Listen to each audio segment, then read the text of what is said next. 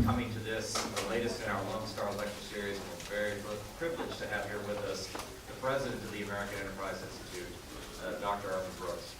I want to start real quick by acknowledging some VIPs in the audience. We have Representative Larry Taylor here. Thank you very much for coming, sir. Representative Dan Flynn is here as well, and we are also joined by Susan Heckman from the office of Congressman Lamar Smith. So thank you all very much for joining us. We are privileged and pleased to have you all here and to join us in this Lone Star Lecture. 237 years ago, we'll start recently, the American colonies rose in revolt. Their rebellion was spurred by many causes, chief among them the economic deprivation caused by British policy and the predations of the Crown upon American trade and enterprise. The list is extensive. I'll just list a few. Various navigation acts artificially depressed the trade and income of colonies. The 1764 Sugar Act deprived New England towns of critical revenue at a moment of economic depression. By the way, if we have any UK citizens in here, I apologize. This will not be a hostile atmosphere for the entire lecture. The 1765 Stamp Act deprived New England towns of critical revenue. The operating costs of businesses raised. The 1767 Townshend Act further depressed trade and economies across the American seaboard.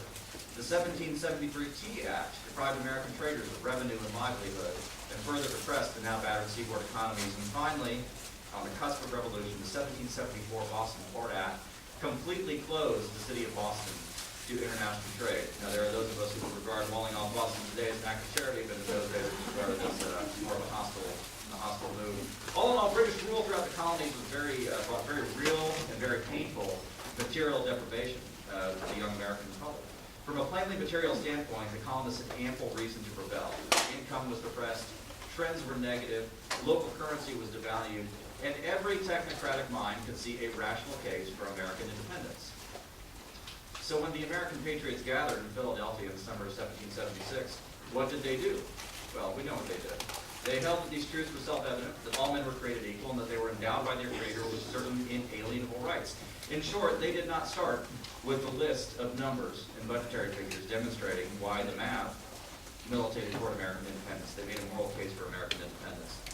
Exactly 60 years later, the Patriots of Texas gathered in Washington on Nebraska in 1836, and they too, with a record of Mexican predations far exceeding the damages done by the British Crown, also made a moral case. They wrote, when government has ceased to protect the lives, liberty, and property of the people from whom its legitimate powers are derived, it becomes an instrument in the hands of evil rulers for their oppression. Again, they made the moral case for battle, knowing and understanding that this moral case was foundational and indispensable to all that came next. Why did they do it? What can we learn from them? And how have we forgotten these truths in today's fight for liberty in Texas, in America, and beyond? There is no man better equipped to discuss these things with us than Arthur Brooks, President, as I've said, of the American Enterprise Institute, and author of the just-released Road to Freedom, How to Win the Fight for Free Enterprise. And I'll give you a few highlights from his bio here, and then what we want to do is have a conversation with Dr. Brooks. He has been the president of AEI since January 1st, 2009, so you've got a little bit of a jump on President Obama. Tiny bit. 3 weeks. About 3 weeks. We need every edge we can get. Prior to that, he had a distinguished academic career.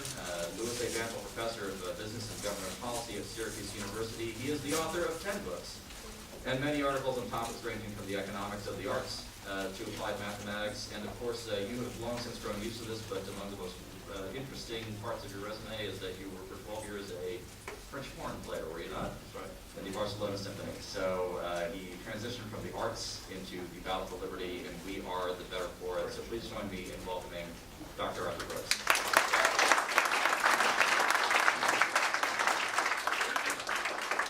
Now, your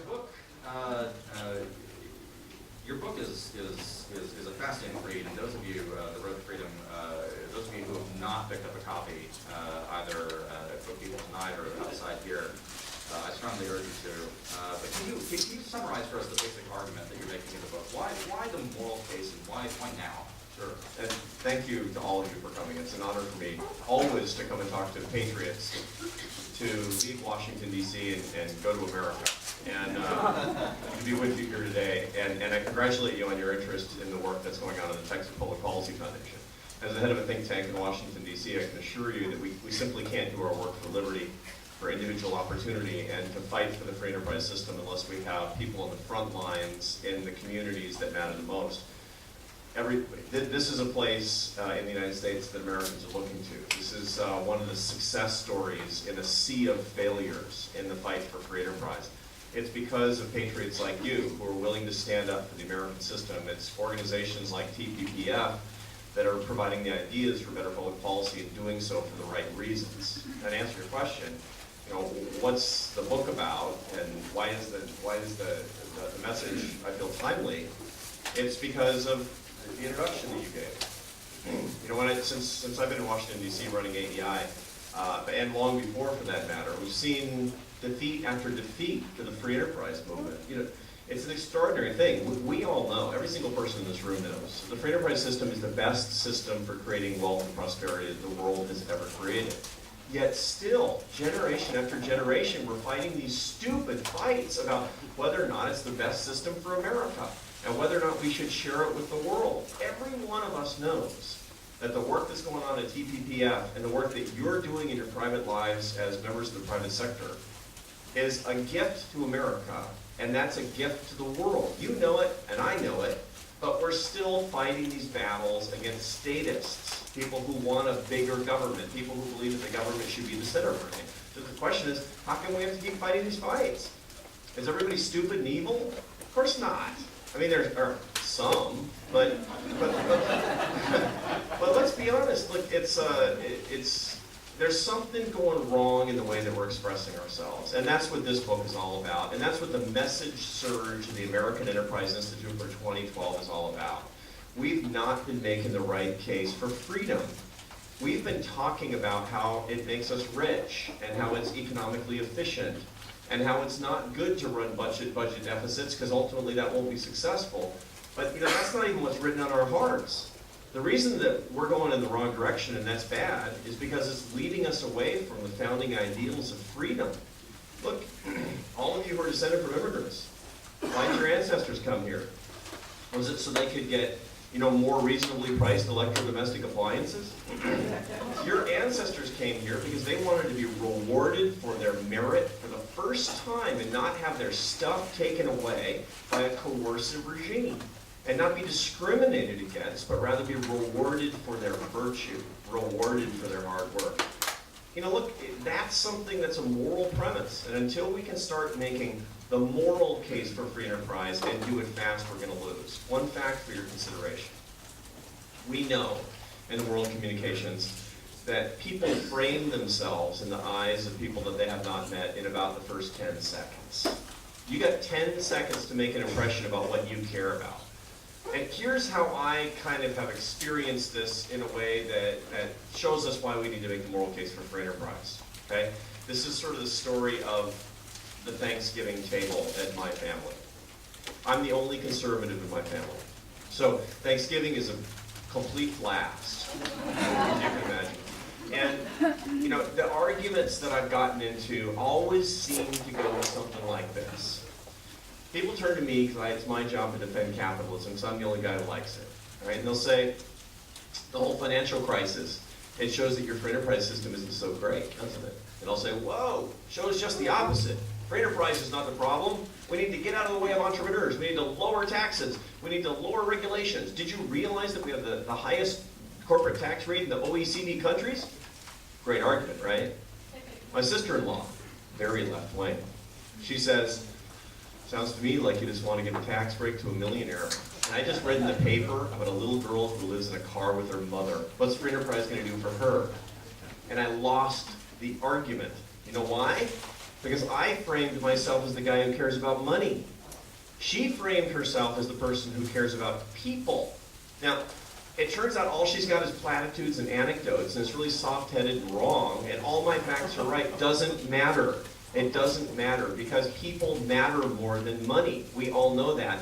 We get 10 seconds to make the moral argument for how our system lifts people up. If we can't do that, we lose. If we can do that, then we start to win. This book is a guidebook. It's a manual on how to do that and start to win. George Lakoff, sort of this academic, well, we're being taped, so I must be kind. But he's on the left, out on the left coast, and he had a bit of a cottage industry for a few years, arguing about framing and how really, in his view, the left is losing in his view because framing is done properly. And it was an argument that always struck me as missing the point in many ways, in the sense that it was all pure communications for him. So it was intellectual cotton candy. This is clearly not. But what differentiates the argument that you're making about the framing and the moral case versus a pure communicative argument?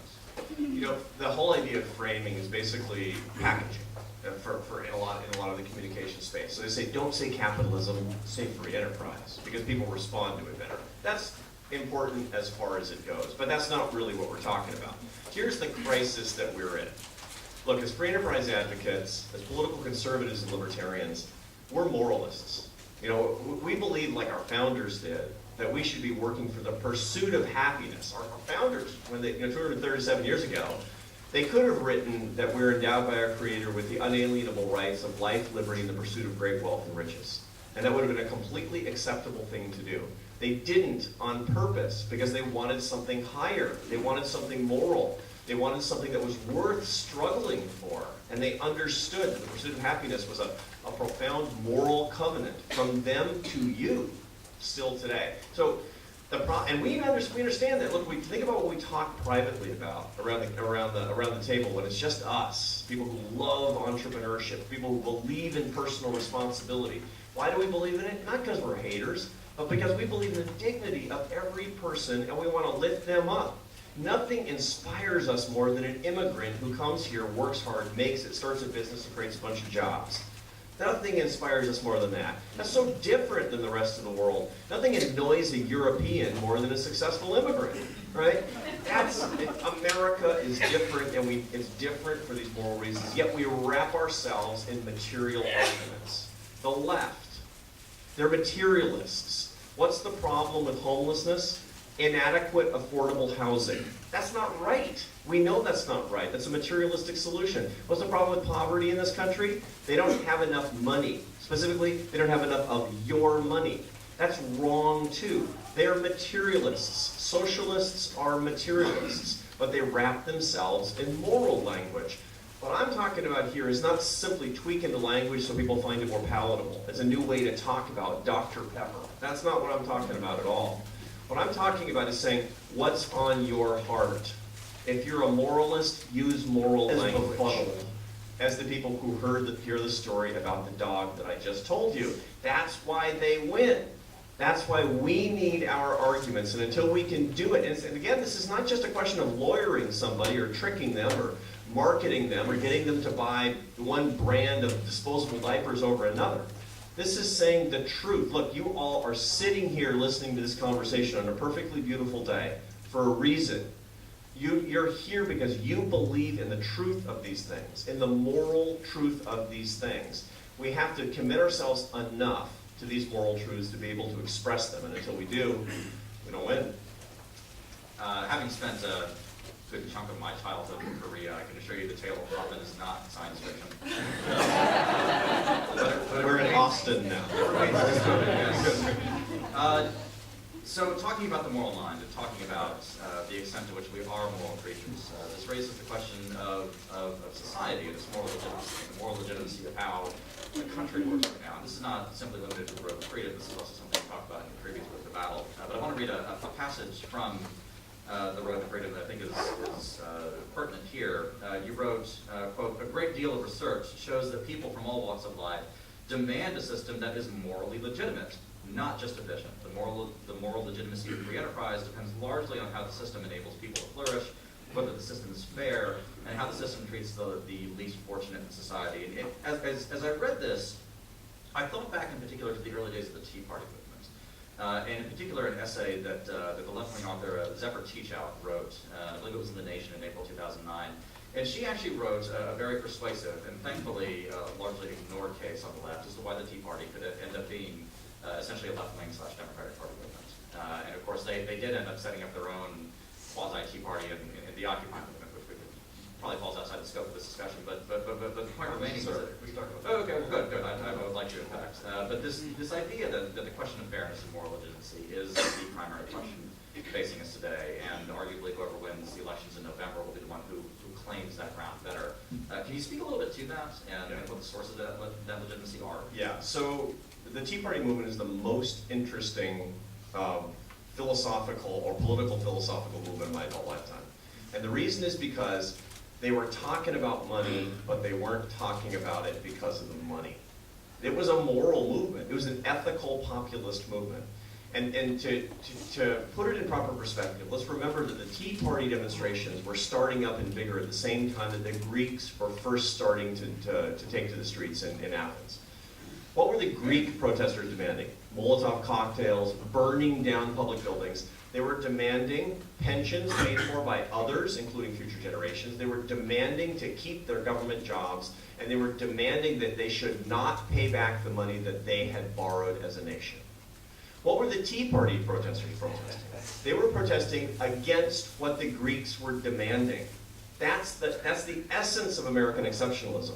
That's an example of how our economics are profoundly moral. They were saying it's not right and it's not fair for us to steal from our children. This has to stop.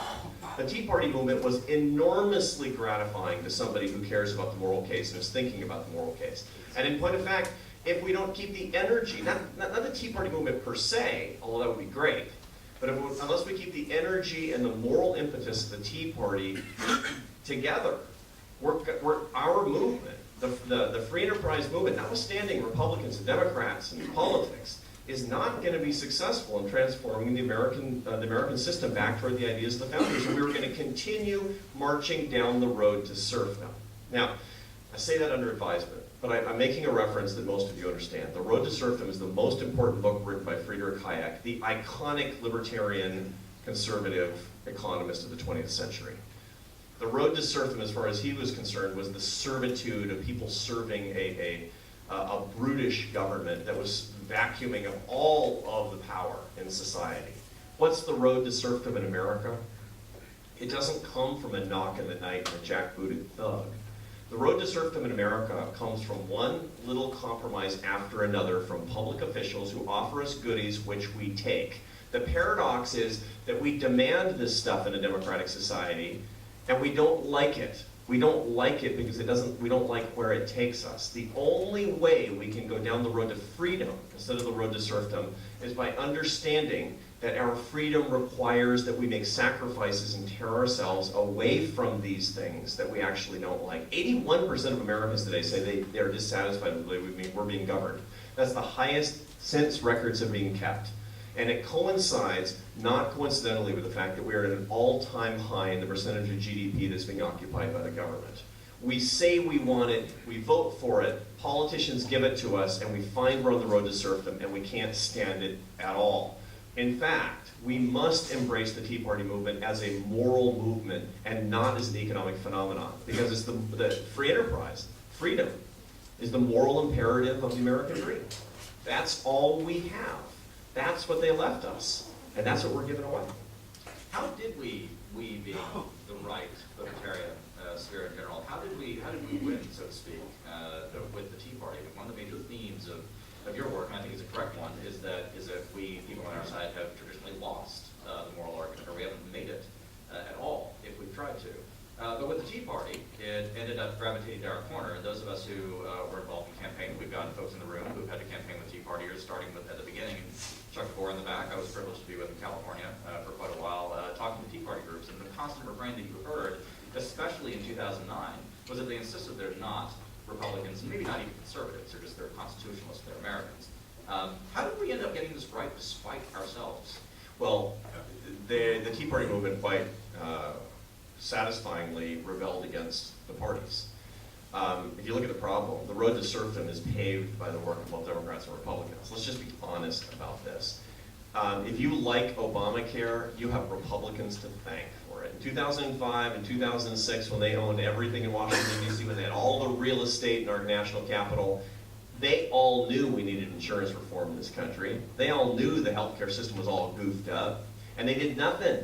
They sat on their hands. They created an opportunity for the statists to run right through the line. We got Obamacare because the Republicans passed up their chance to do something that would be real free market health care reform, real free market insurance reform. Look, the Republicans were responsible for the greatest expansion in unfunded entitlement spending in our history in Medicare Part D. That was Republicans who were mostly responsible for that. The truth of the matter is, this is a bipartisan gift to your kids and grandkids who currently owe $48,000 each to pay back the crazy debt that we've got going on. I know it's fun to bash Obama, I do it plenty. But if you look at our national debt, which is approximately $15 trillion, $5 trillion of that comes courtesy of Obama. $5 trillion of that comes from the Bush administration. $5 trillion of that comes from all other presidents put together up until that point. Let's be fair about this. The Tea Party guys are looking around and saying, you know, we got to do two things. We got to fight our foes, and we got to stand up to our friends. It turns out that their friends tend these days to be more the Republican Party. But if we're really going to win, you know what winning looks like? It means 10 years from now, we have an authentic competition between two parties to show who's more pro-entrepreneur. Imagine if Texas had a competition between Democrats and Republicans to fight for your hearts because they believe in your freedoms. That's what we should be looking for, as opposed to trying to obliterate one party or the other. In my view, that would serve the citizens best. And let's talk too about the stepchild of the Tea Party movement, that's arguably the Occupy movement. What differentiates them, again, in the moral sphere? The Occupy movement is a really interesting thing, although it's much, much less powerful than the Tea Party movement, and still is. Now, if you go to Washington, D.C., nobody knows anything. Okay, it's a sea of unbelievable self-imposed ignorance about what's going on in America today. It's also, I mean, sociologically, I don't recommend. I live in Washington, so you don't have to. So, and what you're going to hear is that the Occupy movement is just around the corner. It's about to flame back up. It's going to be a big deal, and the Tea Party movement is dead. The opposite is the truth. The Tea Party movement is unbelievably strong outside of Washington, D.C., all over the country. It's inchoate in many cases, but people are really active and are ready to go. Occupy is actually, it's falling in popularity, it's falling in its name recognition, it's falling in people who are involved in it, and it's basically disappearing. Now, there are a couple of different reasons for that, but the biggest reason is basically this. Most Americans agree with the Tea Party at some level. Nobody can relate to the Occupy movement. Are you kidding me? I mean, think about it. They're living in the park. They got no sanitation. How do you relate to something like that? I mean, it's essentially it's a youth activist movement. But here's what they have right that we can learn from them. They were bridling against something that's been a blind spot for us. We have had a tendency to be really great at calling out statism. Statism is something that really brought me into the movement. You know, I had this resentment about people who didn't really earn their way, who are taking something away from you. It's not right. I'm a fairness guy, and statism isn't fair. It offends my sense of justice. But you know, there's another threat to justice. There's another threat to fairness out there. It's called corporate cronyism. There's a whole part of our economy that's hard to see and hard for us to recognize. And unfortunately, where those of us on the political right have said too little, that's looking for bailouts and handouts and special favors and is living at the trough in Washington, D.C. with their government affairs offices, their lobbying organizations, and their trade associations. And you know, it's not right. Why? Because if any of you own a landscaping business or a hardware store, honest Americans, patriots who live outside of Washington, D.C., you don't get those special favors. Crony capitalism, actually, I shouldn't call it capitalism because it's not capitalism. Corporate cronyism is the illegitimate spouse of statism.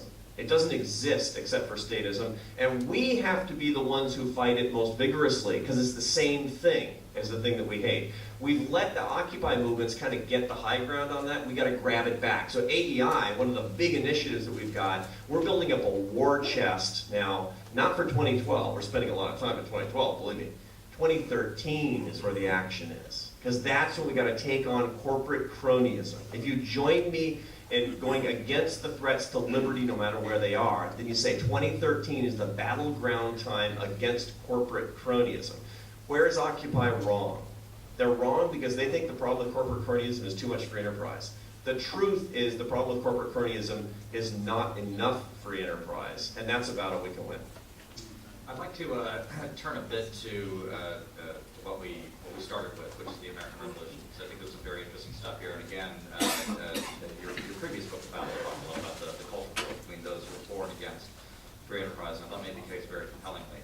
One of the major arguments that I think continues, that I know continues to resonate down through American history, is the argument that emerged after the American Revolution between the High Federalists on one hand and the Democratic Republicans on the other, between Hamilton and Jefferson, to use some shorthand. And on one side, you had the argument that the people were not intrinsically well informed enough to responsibly engage in democracy, or the democracy had to be limited to some small pool. And on the other hand, you had Jefferson people were in fact just arbiters of their own destiny and future. And there were a couple of lines in The Road to Freedom that struck me. When you talk specifically about what you referred to earlier, that people do vote for things that they end up hating. They vote for more government, they vote for favors, and they end up being tremendously dissatisfied with it. And you're right, most people hardly have the time to consider the inconsistency between these things. So this is all a very long way of getting to my question was Jefferson wrong? No, Jefferson wasn't wrong, but Jefferson made a certain number of assumptions that we're responsible to justify his assumptions. So think about some things that Jefferson wouldn't be able to believe in modern life today. Why is there nothing in the American Constitution about term limits? Well, most likely because Jefferson couldn't conceive of somebody who would want that job, right? I mean, Jefferson wrote in his personal letters about how he wanted to get back to his farm, but he had to serve his country. The whole idea that citizens of goodwill would feel compelled morally to stand up and represent their fellow citizens was the ideal of the time. It was the ethic of the time. So today, 40% of the policymakers on Capitol Hill literally have no other stated profession than politician. That's a complete aberration, an abomination, according to the Jeffersonian ideal. Second, the founders, Jefferson most notably, said quite clearly that a responsible citizenry can only keep a republic if they keep their elected officials responsible to express the values and ideals of the population. We have checked out. We say we're going to send somebody to Washington, D.C., and he needs to represent us. He needs to do a good job. And if he doesn't, we're going to take it out of him in the next election. Wrong. We have to stand up to our friends. We're responsible for holding those guys accountable for our values. We have to be more responsible citizens, and we have to have the courage to stand up to people that we like, and people we voted for, people we gave money to say, you're doing something wrong. John Adams and Thomas Jefferson, and all the way down the line, assumed we would be doing that, and we're not doing that. So between a few characteristics like this, we've violated the assumptions that Jefferson had. The question then is this: can we get back to those ideals? If we can't, then Hamilton was right. If we can, then, and I think we can, then I think Jefferson was right. All right. Moving on from that, getting into more recent history then. Again, one of the contentions that you have is that the moral case hasn't been adequately made. And there's no denying that there has been, certainly for our lifetimes, and arguably for the past century, a sort of progressive/technocratic consensus in the West in general. And you think about the heyday of that being the 60s and 70s in particular, but even the advent of Ronald Reagan didn't really turn that around necessarily in terms of the growth of government and its role in American life. And so what I'm wondering is of course, there were voices. They weren't just voices in the wilderness. There were many major public figures, in addition to those in academia, making the moral case for freedom. You think of multiple parts of the movement. You think of Barry Goldwater, you think of Ayn Rand, you think of Ronald Reagan. Why didn't these voices have purchase and last and win? They did win. One of the reasons that we're sort of losing a lot of battles today is because of our own success. You go back to the 1970s, it was completely different in the way that we understand a lot of policy issues today. Nobody in government knew any economics in the 70s. After Ronald Reagan, the currency of understanding economic policy was actual microeconomics as understood by Adam Smith. It actually brought an understanding of truth, of data, of facts. And that meant that we all started to understand that free enterprise brought the wealthiest, most prosperous, successful society in the history of the world The trouble is, that's all we remembered. That's all we argued. So we're victims of our own success. In point of fact, we've won argument after argument after argument, but we've lost a lot of battles on the basis of the fact that we've only argued on the strength of these particular facts. And this is what we need to get back to. Look, when a lot of conservative pioneers were making their arguments in the 50s and in the 60s, they were making pure moral arguments about the dignity of individuals and about freedom. By the time the 80s and 90s rolled around, all we had to talk about was the Laffer curve. All we had to talk about was the fact that if we lower marginal tax rates, we'll get a larger total tax take. You know, stuff like that. That's all true, but that doesn't speak to people. It simply doesn't speak to the reason that they really care about keeping a republic in an already rich country. So what we need to do is to rely on those facts, rely on those wins. But we have to frame it in a way that's going to reach people more. So I'm talking about the first 10 seconds. The next 5 minutes after that can be the stuff that we've already learned and actually does win. So let's indulge in a very northeastern corridor hypothetical here. Imagine that I'm some kind of unholy hybrid of Paul Songus and Thomas Friedman for a moment. And I'm arguing to you that good governance requires compromise. We, after all, live in a democratic system, and one cannot simply impose one's will upon the other. So it's all very good to talk about unmovable, fixed principles, but at the end of the day, we all have to be centrists and come to compromise and work with the other party and be very bipartisan and get defeated by a Tea Party candidate in a primary. What do you say to that sort of argument, that what you're advancing here doesn't take into account the realities of governance? Yeah. Anytime somebody says that what we need is compromise and bipartisanship, watch your wallet. There's a bridge to nowhere in there someplace, and it's going between two guys' districts where one's a Republican and the other one's a Democrat. That's what's going on. That's the problem. The lack, you know, people who say there's no work going on in Washington, I live there. That's nonsense. We're working out philosophical principles and figuring out the stakes in the game like no other time since I've been paying attention to politics and policy. Literally. This is huge progress that's going on. They just don't happen to be distracted by the transportation bill of blah, blah, blah right now, because that stuff is kind of locked up. So what? People are figuring out what they believe and drawing some lines. That's what I want them to do. That's what we all want them to do. Anybody who says we need bipartisanship and compromise at all costs as their maximum organizing principle, you know what they want? They want conservatives to fold. That's what they want. They want bipartisanship toward big government. That's secret code in Washington, D.C. So don't put up with it and don't believe it. There are certain things where we need some bipartisanship. The government's got to do certain things, you know. Certain people have to be appointed to fill roles in the government. A lot of those roles, incidentally, should go away, and we should nail the door shut on a lot of these offices. But the certain things that we do want the government to do, we want them to be able to fulfill the basic roles of government. We don't want that to lock down, and that's silly and kind of destructive. But on the big things, no way. I want people who are principled. We need to stand up against that kind of thinking. We need to stand up in favor of conflict. Remember one thing, you know, this is such a great country. You know, we can disagree without getting killed.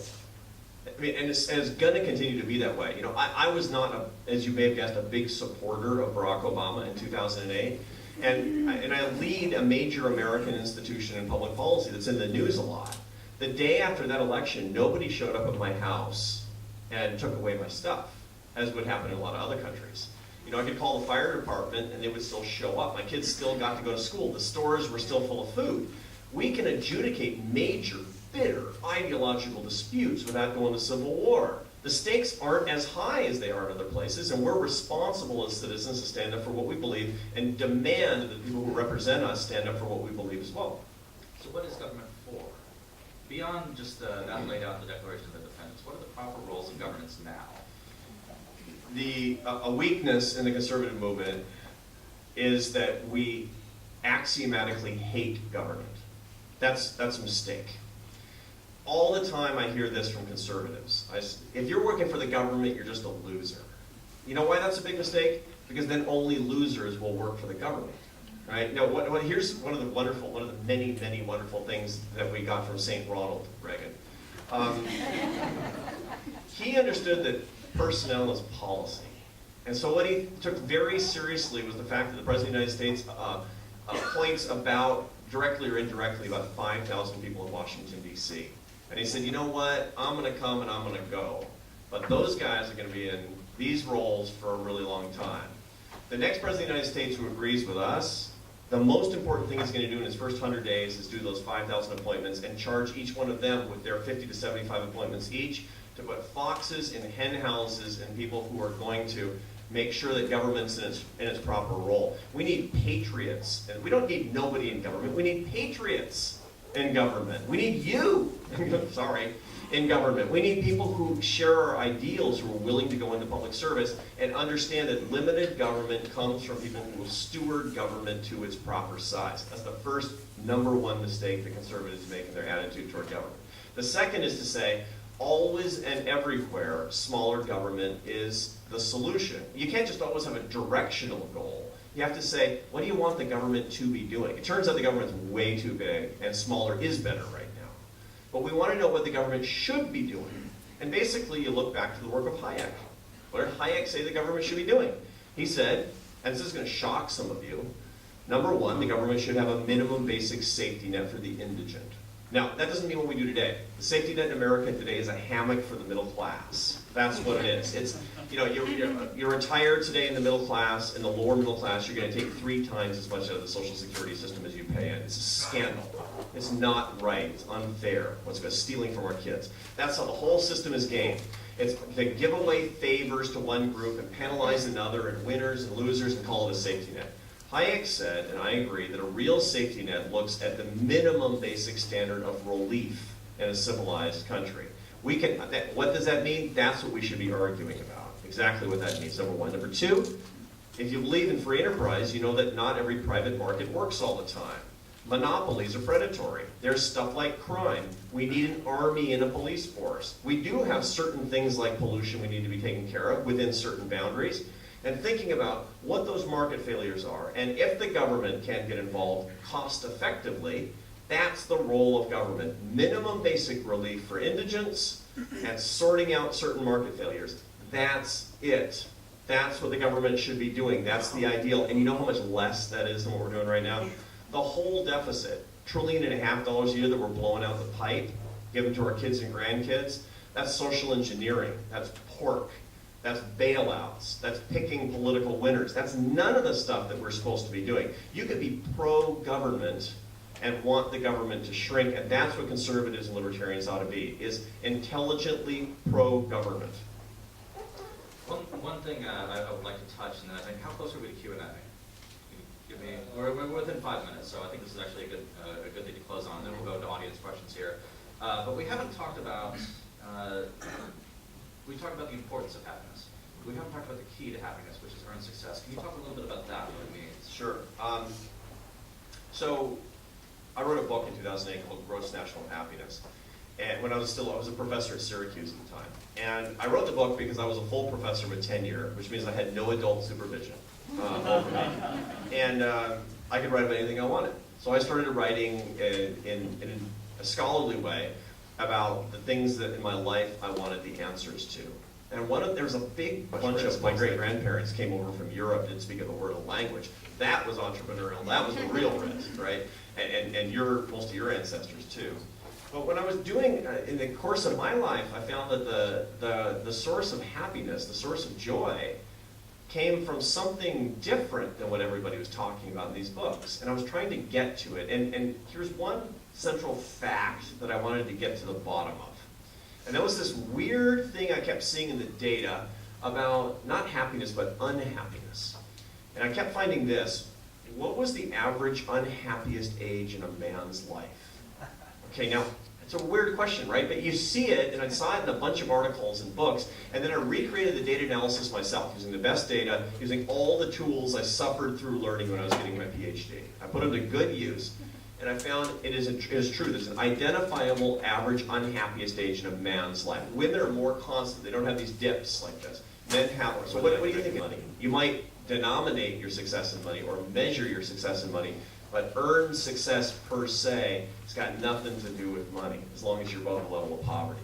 People who believe that they have earned their success are the happiest people. They're the people who have live a dignified life. They're the people who design their lives and live as individuals. These are Americans. These are all of you who believe that you are in charge. The essence of American exceptionalism is earning your success. And when I look in surveys, when I ask in surveys, do you believe you have earned your success? Nothing explains human happiness more effectively than the answer to that question. It's extraordinary. Two people are the same, age, race, religion, same level of education, and they both say, I have earned my success. But one earns 8 times as much money as the second. They will be equally happy about their lives. That's the secret. Now, what's the opposite? The opposite is learned helplessness. And that comes from a guy at University of Pennsylvania named Marty Seligman. He is the leading social psychologist in the subject of happiness. He writes about learned helplessness, which he sees in the laboratory, where people feel that no matter how hard they work, they won't be rewarded. No matter how much they screw up, they won't be penalized.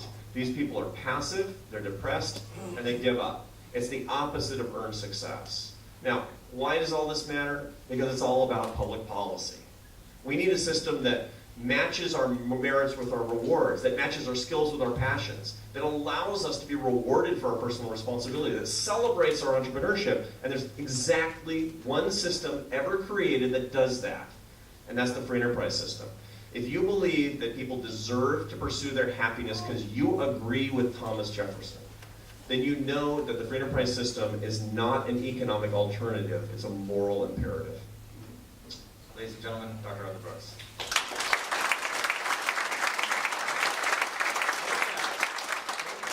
We have a microphone traveling around. We'd like to open it up to audience questions now. So would anybody like to ask a question? Sir, right up here. Actually, and I'll get you next, sir. Yes, sir. I have a question about the disconnect with the Hispanic community.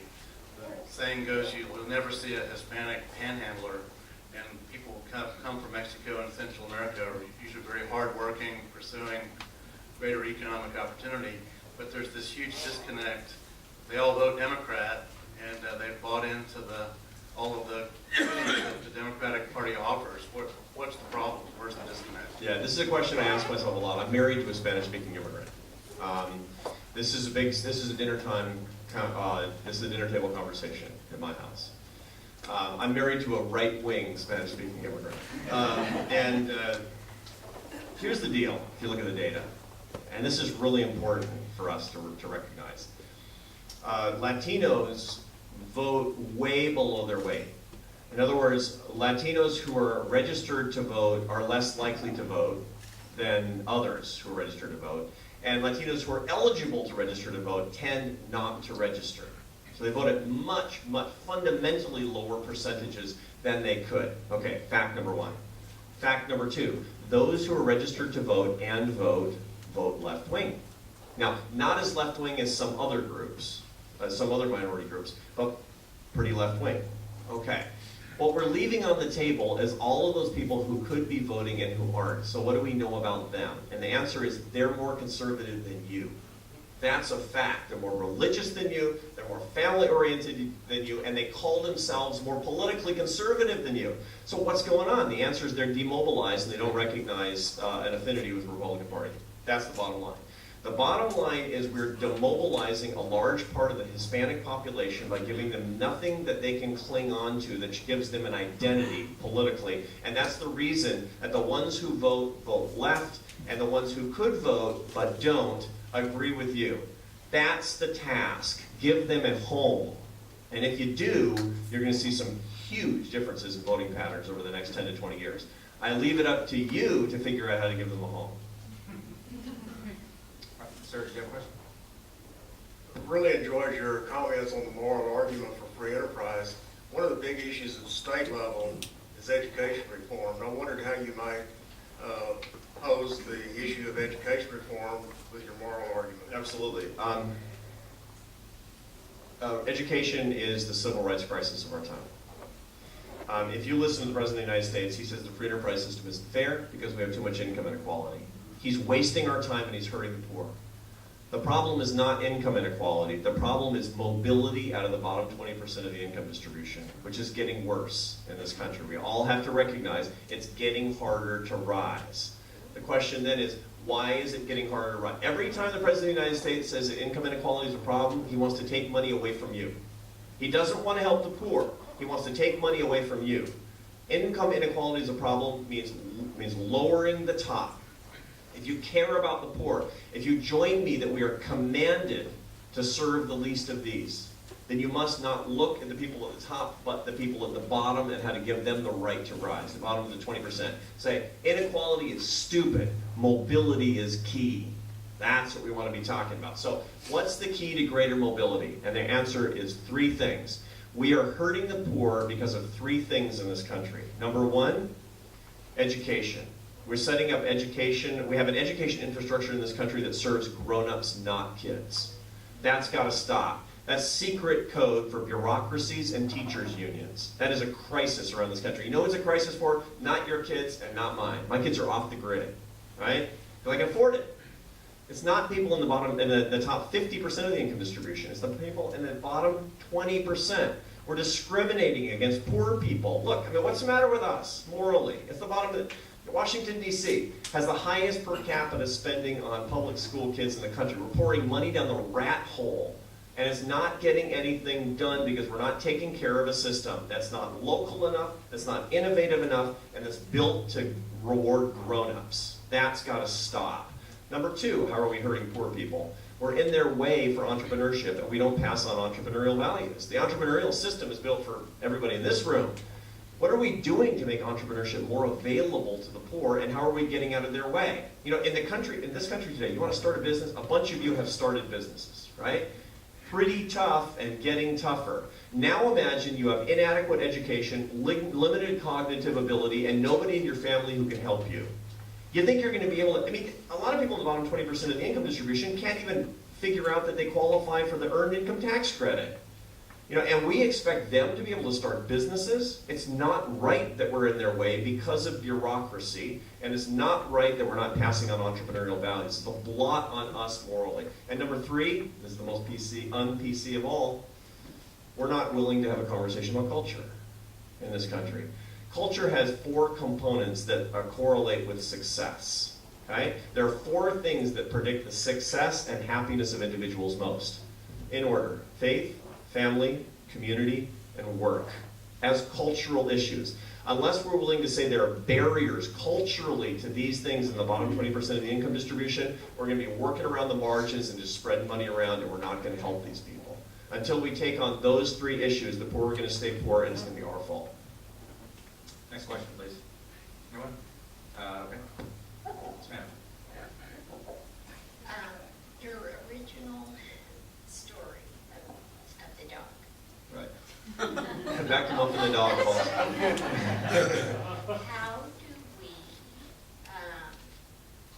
I'm thinking of cash or clunkers, and I didn't hear any of our policymakers speak about charity. Those cars were destroyed, and I'm sitting watching these. They're destroyed so that they can no longer work. And I knew 3 people who couldn't go look for jobs because they didn't have adequate transportation. Anyway, nobody made that argument. How can what's the best way to approach our policymakers and decision makers? I mean, that immediately went off in my head was it's a waste. Right, sure. So how do we go about influencing the people who are making policies? One thing we hold them account for our values, and our fundamental value is that we have to stand up for the vulnerable, as opposed to standing up for General Motors. I mean, come on. It's an extraordinary thing. You know, they say that we on the right, all we care about is big business. Think about Cash for Clunkers. It was a welfare program for Chrysler and General Motors. It's a scandal.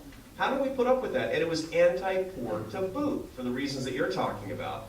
that's the reason that we have to stand up for everything that we believe in starkly moral terms. There are 3 things to talk about. In your 10 seconds, here's your frame. Either you say, I demand earned success for everybody, especially those who haven't had it yet. Or, I want real fairness, where we reward merit, not where we spread the wealth around. That's what most Americans think is fair. Or, I demand policies that help the poor. And the best way to help the poor is by giving them opportunity. Those are the 3 things that we need to talk about. And when we preface our arguments on that basis, then we can say exactly what you said. And here's an example of a program that's pro-rich, pro-union, pro-powerful, pro-corporate crony, and anti-poor. Cash for clunkers. And incidentally, here's how anti-American it is. We talked about your ancestors, right? Imagine a guy in Vietnam talking about wanting to come to America. He says, I want to go to that country. You know why? Because they have cash for clunkers there. It's like, no way. No way. That's not our values. That's what we need to stand up for. Here's how conservatives say, cash for clunkers is a terrible program because it costs X, Y, Z, and it's actually not good for the... No! Cash for clunkers is immoral because it's hurting people and because it isn't fair and it's just rewarding the president's friends.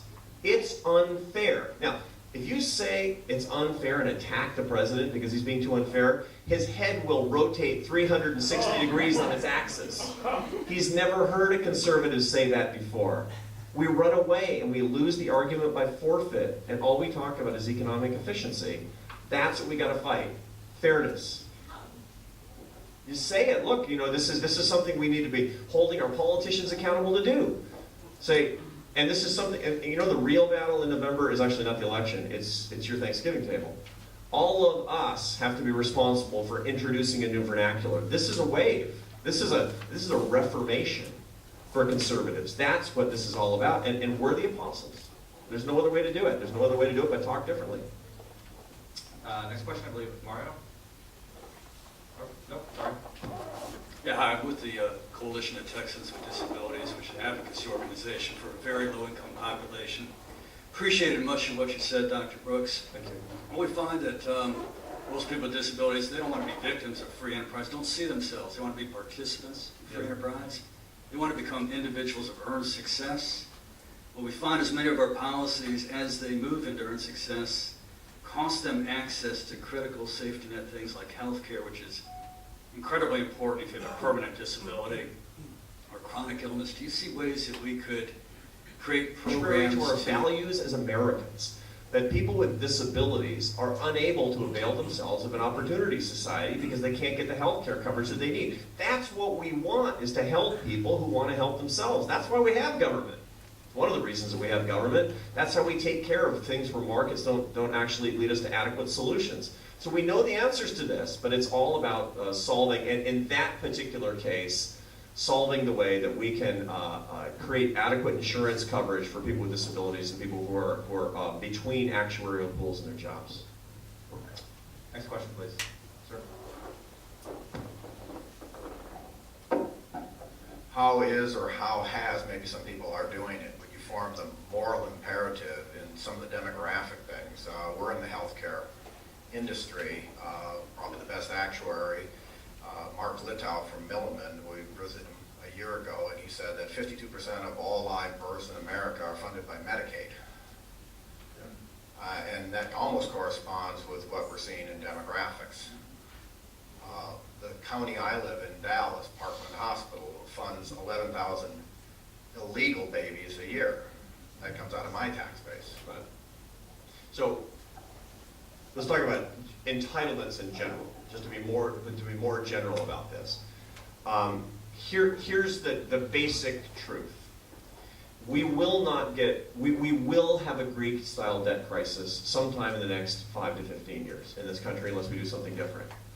A Greek-style debt crisis will hurt the poor and the disabled the most. How do I know that? I lived in Spain for a long time. When I lived there, no homelessness. Today, homelessness. You can thank social democracy for that and a Greek-style debt crisis for that. The poor will get hurt. So that's where we're going. Those are 2 facts. The next fact is, if we want to solve our debt crisis and our spending crisis in the United States, A necessary condition for doing so is looking at our entitlement system right now, which is out of control. If we don't, we can't solve the debt crisis. The President of the United States is basically saying he won't solve the debt crisis. We will go towards something that goes over the cliff. We will hurt the poor. This president is anti-poor. That ipso facto. I mean, it's just the way it works. That's third fact. Fourth fact. If we're going to deal with the entitlement crisis, the number one entitlement we have to deal with is actually Medicare, although Medicaid is a big deal too. So Medicare. And we're going to deal with Medicare. Fact number 5 is that we have to deal with defined contributions versus defined benefits. That's what we have to do. Look, it's not splitting the atom. We know actually what we have to do to solve this particular problem, but it's politically hard. That's why leadership matters, and the only way we're going to get people on the track to be dealing with this thing effectively is by saying, do you believe it's okay to steal from your children, or do you not believe it's okay for you to steal with your children? And that's a purely moral choice that people need to make, and that's what you need to, okay, Medicaid's the same deal. You know, Medicaid is completely out of control because of the way we've set up the incentives. The biggest reason that Medicaid is out of control is because the federal government is creating incentives for states to overspend. On average, a state spends $1 on Medicaid, it gets $2.06 from the federal government today. Okay, now, if anybody gives you an incentive to spend $3 for every dollar of yours on a new car, you're going to buy a more expensive car or a less expensive car. That's just the way it works. Out of control spending, and the statistics that you cite come about exactly because of stupid federal policy, and we know the solution, which is to block grant out the amount of money that we've got to the states and say, be cost effective with it. Now people are going to scream, stepping over dead babies in the streets and all that, but that's false. That's a lie. It's a moral argument with absolutely zero basis. We have to fight it with our own moral argument, and we can win. Next question. Sir, we'll get you next. Thank you for visiting us here. Great presentation. Thank you, Mario. I want to tell you all the story of the greatest conversation I've ever had on an airplane, and it was with an Israeli graduate student. I think she was at Stanford or UC Berkeley, and Israelis are interesting because they're sort of like the paragons of free market entrepreneurship, but they're also like the world's greatest proponents of socialism, which is a really weird thing to think about. Anyway, she was being an academic, was obviously a very committed socialist. From the very beginning, we got into a discussion about, the discussion started and she's like, well, the problem with conservatives is that you don't care about poor people and the needy. And I said, well, that's not entirely untrue. We just think that the needs of the poor and the needy are much better served through charity than through government entitlements. And she said, well, no, that's wrong, because it's demeaning to depend on charity. People should have a right to a social safety net, because she equated charity with begging. And I retorted to that no, it's actually the entitlements are more dehumanizing because they cut you off from obligation and gratitude and self-reliance, earned happiness like you were talking about, which to me seem to be the sources of dignity, of personal dignity, and are more dehumanizing. We spent the entire flight talking about that. And I think by the end of it that I had changed her mind on that point. And it's the first time I've ever changed a leftist mind. I think that I've ever changed a leftist mind on anything. And I wondered after we said goodbye if she was convinced on that point whether there was any other proposition that could keep her from becoming a conservative. If she was convinced on that point. And one thing that I thought of was the inherent guaranteed inequality of a system based on competition. But I think that the two are related, so I don't know. What do you think? Well, I mean, you effectively made the moral case for people earning their success and being able to help other people of their own volition. It's effectively what you're saying.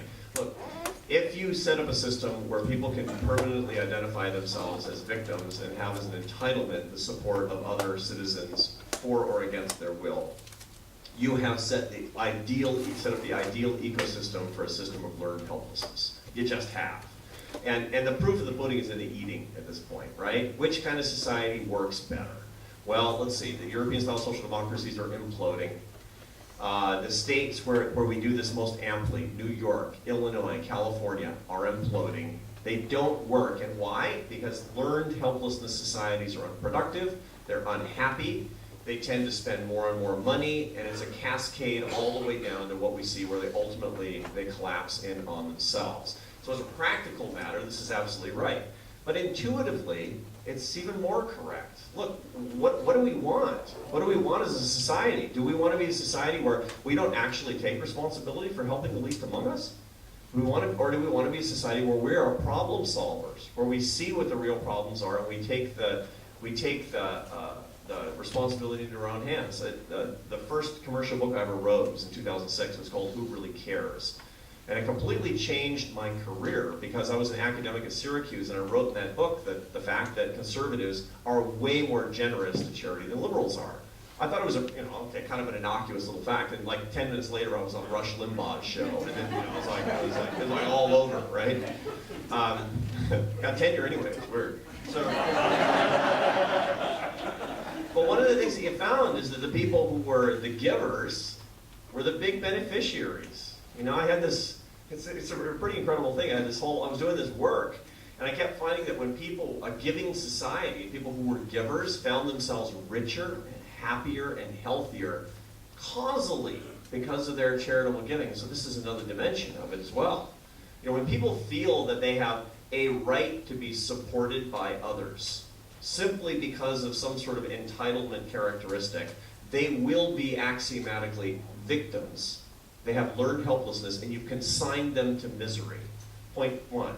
Point two, if you give and alleviate suffering and alleviate need and give to things that are socially important, like the Texas Public Policy Foundation, you will be a problem solver, and you'll be empowered, and you'll be healthier, and you'll be happier, and you'll be richer.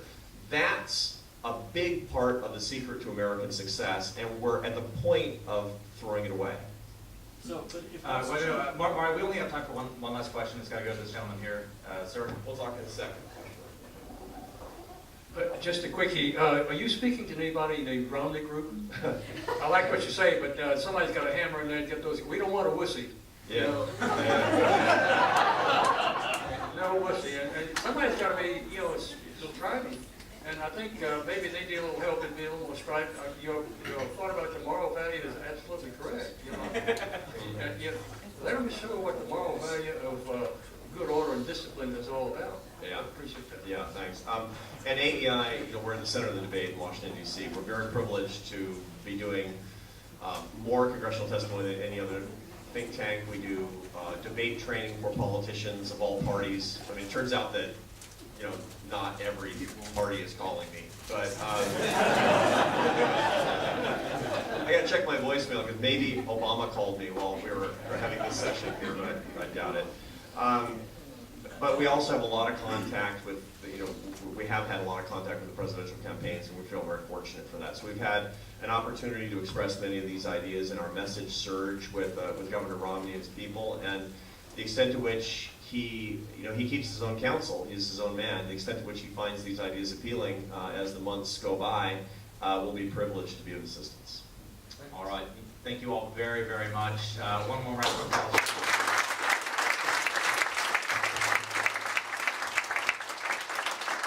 One last thing, we all have comment cards. We rely on them to put on good events for you, so please take the time to fill them out. Thank you for coming.